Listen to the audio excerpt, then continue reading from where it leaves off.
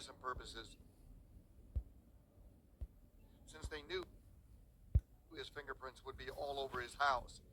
Flynn asks about getting his phone back. From out of town, like my phone and everything. We'll see what we can do about as far as like getting it back to you. It's kind of standard for us to, collect everything. Flynn is then free to go. As soon as we get updates, as soon as we know something. Police returned day after day to the house, gathering more evidence, receiving more test results, doing more interviews. 3 days after the crime, once again, Caleb Flynn was brought to the police station and fingerprinted again. This time, officers walked him to a garage and a marked pickup truck. All right, sir, have a seat for me. The cruiser camera video shows this is a trip from Tipp to Troy in the Miami County Jail. Flynn is walked over to a scanner that is in the intake garage at the jail. Corrections officers then open the doors and usher him into the jail. Flynn would be booked in on charges of murder, felonious assault, and... This report says officers found Ashley Flynn dead in the master bedroom, where 2 gun shell casings were found. The weapon used was a... On Friday, we got a hold of the 911 call Caleb made. Somebody broke into my home. And shot my wife. The door to leaving to the garage door was wide open when I ran in there. But this report we got our hands on said a Tipp City detective noticed the side door in the garage was open. But, quote, as we were looking at the door, we noticed the door has a... For the first few hours after Ashley Flynn was found dead, the possibility of a violent intruder still lingered in the air. Detectives moved methodically through the home in Tipp City, documenting every inch of the scene. They treated the house as if a dangerous suspect could still be somewhere out there, someone who had slipped in during the night, fired a weapon, and vanished before police arrived. But the longer investigators stayed inside the house, the less the story of a home invasion made sense. Experienced detectives know that crime scenes rarely lie. Even when someone tries to manipulate the environment, physical evidence often reveals what actually happened. In this case, investigators began noticing small details that didn't align with the account given by Caleb Flynn. Doors and windows were checked again and again. A violent intruder would almost certainly have forced entry or left signs of breaking in, yet the house showed little indication that someone had entered from outside. Locks appeared intact. Windows were closed. The evidence of a chaotic break-in simply wasn't there. That discovery forced detectives to consider another possibility, one they never rushed to declare, but always keep in mind when investigating violent deaths inside a home. Statistics in homicide investigations often point to a difficult truth. Victims are frequently killed by someone they know. While crime scene technicians continued collecting evidence, detectives began reconstructing the timeline of the night Ashley Flynn died. They needed to understand exactly what happened inside the house during the hours before the 911 call. At the center of that timeline was the man who had made the call. The husband, Caleb Flynn. Years earlier, Flynn had briefly stepped into the national spotlight when he appeared on American Idol, a show that had launched many music careers. Although his appearance on the program didn't turn him into a major celebrity, it had given him a moment of recognition and a story that friends and acquaintances often remembered about him. But investigators weren't interested in his past television appearance. They were focused on the hours leading up to Ashley's death. Detectives began interviewing Flynn and anyone connected to the family. They examined phone records, messages, and digital activity. Every homicide investigation relies heavily on building a detailed timeline, and this case was no different. Meanwhile, the emotional scenes captured on police body cameras were also being reviewed. When officers first arrived, Flynn appeared deeply distraught. He cried uncontrollably. At one point, he vomited outside the house. Officers heard him telling people around him that Ashley was gone and that he didn't know what to do. To someone watching that footage without context, it might appear to be the natural reaction of a grieving husband. But experienced investigators are trained not to rely on emotion alone. People react to trauma in many ways, and outward displays of grief don't necessarily prove innocence. As detectives analyzed the crime scene, the physical evidence began telling a story of its own. Ashley Flynn had died from gunshot wounds. The positioning of her body, the trajectory of the bullets, and the surrounding evidence were carefully documented. Forensic specialists studied every element of the scene to determine how the shooting occurred. Another critical question investigators had to answer was whether the scene had been disturbed after the shooting. The possibility of a staged crime scene is something detectives consider whenever evidence doesn't align with a suspect's account. If someone attempts to make a homicide look like a burglary or random attack, inconsistencies often appear when investigators begin examining the details. In this case, detectives began to suspect that the environment inside the home might have been manipulated. Certain objects appeared out of place. The overall scene didn't match what investigators would normally expect from a chaotic home invasion. These observations didn't immediately prove anything, but they created growing doubts about Flynn's explanation. At the same time, the 911 call itself was being scrutinized. Emergency recordings often become powerful pieces of evidence in criminal cases.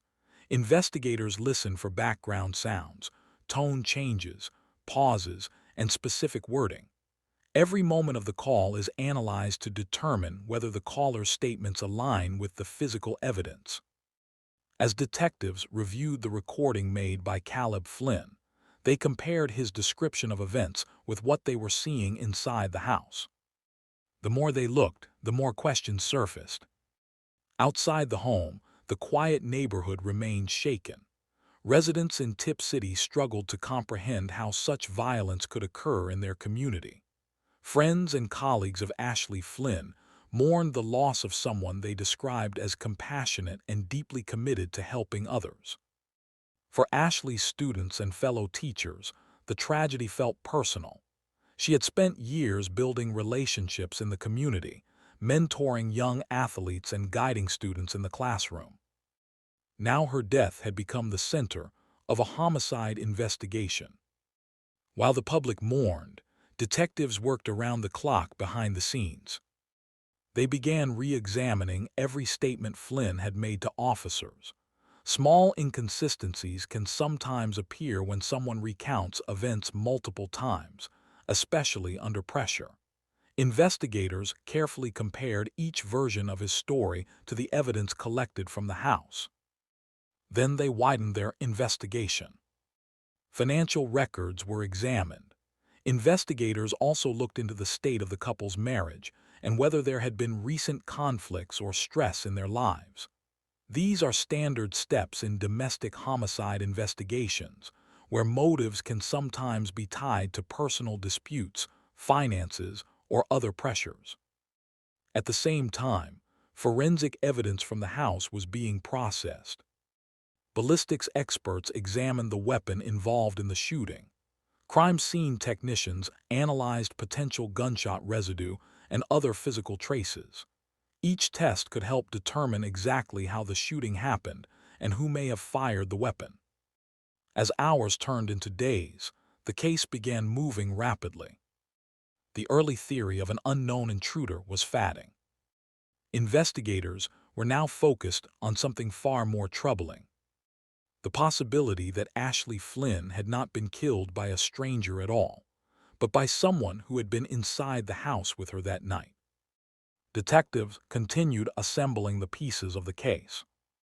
And within just a few days of the shooting, the evidence had become strong enough that investigators were prepared to take a dramatic step. The husband who had called 911 for help would soon find himself sitting in a police station again. But this time, he wouldn't be there as a witness. He would be there as a suspect. And within 82 hours of Ashley Flynn's death, detectives made the decision that would turn the entire case upside down. They placed Caleb Flynn under arrest for the murder of his wife. The quiet neighborhood that had woken to the sound of sirens just days earlier was about to learn that the danger had never come from outside the house. It had been inside all along. When the arrest finally came, it happened quickly. Just days after the killing of Ashley Flynn, detectives moved forward with the decision they had been building toward since the moment the evidence inside the house began to contradict the story of a home invasion. Within roughly 82 hours of the shooting in Tipp City, police placed Caleb Flynn in handcuffs. For the quiet Ohio community, the news was shocking. At first, many people had believed the original explanation, that an unknown intruder had somehow broken into the home and attacked a mother while her family slept nearby. But the investigation had taken a very different direction. Now, the man who had called 911 asking for help was being accused of committing the crime himself. Authorities charged Flynn with murder, along with additional counts that included felonious assault and tampering with evidence. Investigators believed the shooting had occurred inside the house and that the scene had been manipulated afterward to make it appear as though a burglary had taken place. With the arrest made, the case moved into the next phase of the criminal justice process. Flynn was transported to the Miami County Jail, where he was held as prosecutors prepared to formally present the charges. Meanwhile, detectives continued gathering evidence, because even though the suspect was now in custody, the investigation itself was far from finished. In homicide cases, an arrest does not mean the work is done. Prosecutors must be prepared to present a detailed and convincing case in court, one supported by forensic evidence, witness statements, digital records, and investigative findings. Every piece of information had to fit together. As word of the arrest spread, reporters began digging deeper into the lives of the couple at the center of the tragedy. Ashley Flynn, who had spent years working with students and athletes in her community, was remembered in tributes from colleagues, parents, and former students. Those who knew her described a woman who cared deeply about the people around her. She coached volleyball, worked closely with students, and balanced those responsibilities with raising her daughters. The reality of her death left many in the community struggling to understand how something like this could happen. At the same time, attention increasingly turned toward the suspect. For some people, the name Caleb Flynn sounded familiar because of his earlier appearance on American Idol, a popular television show that had brought him a brief moment of public attention years earlier. But the image that investigators were now presenting was very different from that earlier television appearance. Detectives believed that the story Flynn had told during the 911 call was not true. According to investigators, the claim that an unknown attacker had entered the home was inconsistent with the physical evidence collected at the scene. Instead, they alleged that Ashley Flynn had been shot inside the house, and that efforts had been made to make the situation look like a break-in. Those allegations would ultimately be tested in court. Before any trial could occur, Flynn appeared before a judge for an initial hearing. During the proceeding, the charges against him were formally presented. The court also addressed the question of bail. The amount set by the judge reflected the seriousness of the accusations. Flynn's bond was established at $2 million. For the time being, he would remain in custody while the case continued moving through the legal system. During the hearing, Flynn entered a plea of not guilty to the charges. Like any defendant in the United States, he was legally presumed innocent unless prosecutors could prove their case beyond a reasonable doubt. The investigation, however, continued to generate attention. One piece of evidence that drew particular interest was the body camera footage recorded by officers on the night of the incident. The video captured the emotional scenes that unfolded as police arrived at the house. In the footage, Flynn could be seen crying and appearing overwhelmed by what had happened. At one point, he reportedly became physically ill, vomiting as officers attempted to manage the chaotic situation. For many observers, the footage raised complicated questions. Emotional reactions during traumatic events can be genuine, but they can also occur even when someone is involved in the incident itself. Investigators therefore focused not on the display of emotion, but on the physical evidence collected during the investigation. While prosecutors continued preparing their case, the impact of the tragedy remained most deeply felt by the people closest to Ashley Flynn. Her daughters had lost their mother. Friends and colleagues mourned someone they described as deeply devoted to her family and her students. Community members organized efforts to support the children and honor Ashley's memory. In many ways, the human impact of the crime extended far beyond the courtroom. Cases like this often draw national attention because they challenge the sense of safety people associate with their homes. The idea that a violent act could occur inside a family's own house, and that the danger might come from someone within the household, forces communities to confront a deeply unsettling reality. As the legal process moved forward, investigators continued analyzing evidence gathered from the house, from electronic devices, and from other sources connected to the case. Prosecutors would eventually have to present a clear narrative explaining exactly what they believe happened inside the home that night. Defense attorneys, meanwhile, would examine every detail of the investigation, searching for weaknesses or unanswered questions. For now, the case remained unresolved. The story that began with a desperate early morning call had evolved into one of the most disturbing types of criminal investigation: the alleged killing of a spouse inside the family home. And while the arrest of Caleb Flynn marked a major turning point, the final outcome would ultimately depend on what could be proven in court. What investigators were certain of, however, was the tragic fact that started it all. On the morning of February 16, 2026, Ashley Flynn was found dead inside her home in Tipp City, Ohio. The search for justice in her case had only just begun.